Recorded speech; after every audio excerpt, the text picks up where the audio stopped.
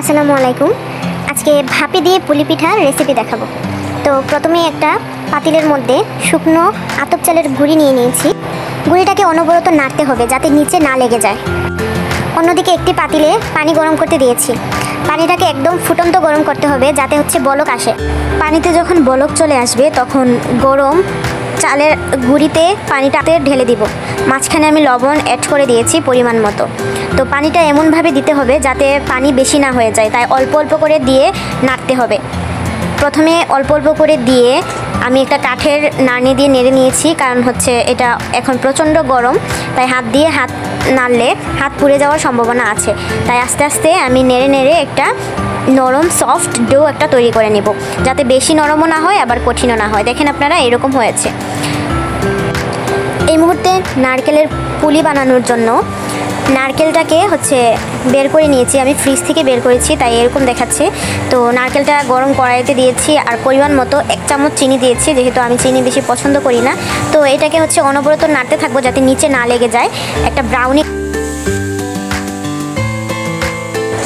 তো এখন দেখতে পাচ্ছেন আপনারা কিভাবে আমি পিঠার শেপটা বানাচ্ছি, কিভাবে বানাচ্ছি।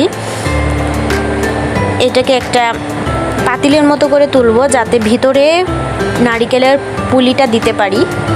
একটা জায়গা করে নিচ্ছি। তো এটার মধ্যে এখন নারিকেলটা দিচ্ছি এবং ভালোভাবে সিল করে দিব যাতে ভেতরে নারিকেল বা চিনির রসটা বাইরে না যায়। আপনারা দেখেন ভালোভাবে কোনো দিকেই যাতে কোনো ছিদ্র না থাকে, এমনভাবে সিল করে দিব ভালোভাবে।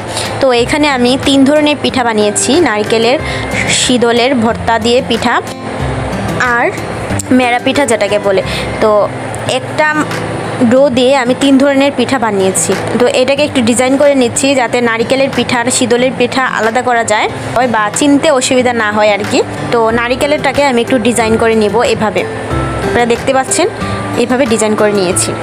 এখন একটা বড় পাতিলে পানি গরম করতে দিয়েছি, তার উপরে মাটির ছিদ্রযুক্ত এরকম একটা পাতিল দিয়েছি, আপনারা দেখতে পাচ্ছেন ভিডিওতে। তো যখন নিচে থেকে বলক আসবে তখন আমি পিঠাগুলো দিয়ে দিচ্ছি আর সাইড দিয়ে দেখে নেবেন যে কোনো বাষ্প বের হচ্ছে কি না। ও বাষ্প যদি বের হয় তাহলে আটা দিয়ে আপনারা সিল করে দিবেন। পিঠাগুলো দিয়ে দিব, তারপরে প্রায় 20 মিনিট রাখার পরে দেখবেন পিঠাগুলো কত সুন্দর সফট হয়ে গেছে।